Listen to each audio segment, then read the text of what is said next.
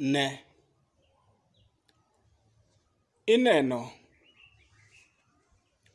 Kidonje nindo gotieno to lekni gala gala. Moro ileko ni jaodi monindo buti ni en maiti. Kendo en maiti mokethore miwinjo kadum. Ineno mano en gimineno e lek. Ineno kiwuok e bedroom ni ka idhi e bedroom ma nyithindo ninde. Ileko ni neno ni nyithindo gi duto te gin jomotho. Kendo ineno kamoro monindo ma rach inene ka maiti mokethore kabisa. Joma in godo ot ka ineno gi mana ka jomotho. Mago lek mileko gotieno. Adwa na wuo matin kodi e lemo mar otieno. Kapok awuoyo kodi, kawie thuolo matin i-subscribe e channel ni, i-like, i-comment, i-share. Nyasaye mondo gwedhi kuom timo mano. Dhiang' koa kwath, to loch kamutweye onyama nyama kambula, to oninda ninda kanyo. Tiende ni tok chiemo to oninda ninda. Nguruwe koa chiemo to oninda ninda. Dhano ma Nyasaye nochweyo kod kido machalo mar Nyasaye bende dwaro mondo mi obed kaka legi ma kose chiemo to kate kom kamibetie ichaka chaka twaro. Chaka chaka twaro ma hurr. Inindo ma pendi kende ma ili eminyalo guonyo. Ema kakoro bang'e ang' sa chopo tichako leko lek moko maricho. Lek moko mileko ni tho inie sanduku to ikwayo nyoyo bendi imuodo ti tho ileko. Opaki Yesu. Ng'ama dhano ma Nyasaye nomiyo rieko mare, nyakilam Nyasaye kod otieno kapok inindo. Otieno ka ema ne Paulo gi Sila ne jolame Nyasaye. To kane gilamo Nyasaye kendo gipako Nyasaye, to teko Nyasaye nolor e jela kama ne gintie. Mane dhoudi mag jela nomukore. Matiende ni teko mar lambo otieno nyalo golo ng'ate e jela. Jela kod twech ma intiere.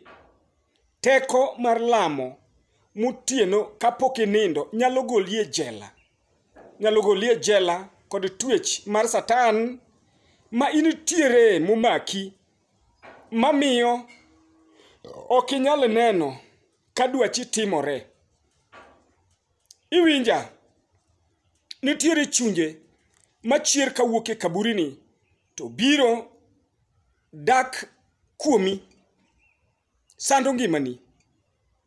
Moro ohala mitimo ok nyal dhi maber, moro nyithindo ok nyal dhi maber, moro tuoche ok nyal dhi maber. Sama gigi timore to in idonje nindo tileko lek magalagala. Tiende ni en ranyisi ni inie jela cha. Lambo otieno nyalo goli e jela. Luka 6 matinda 12 nyisowa kaka Yesu nodhi ewi got gotieno molemo. Kolor piny to yiero jopuonjrene. Eka bang'e odhi kodgi kamopie.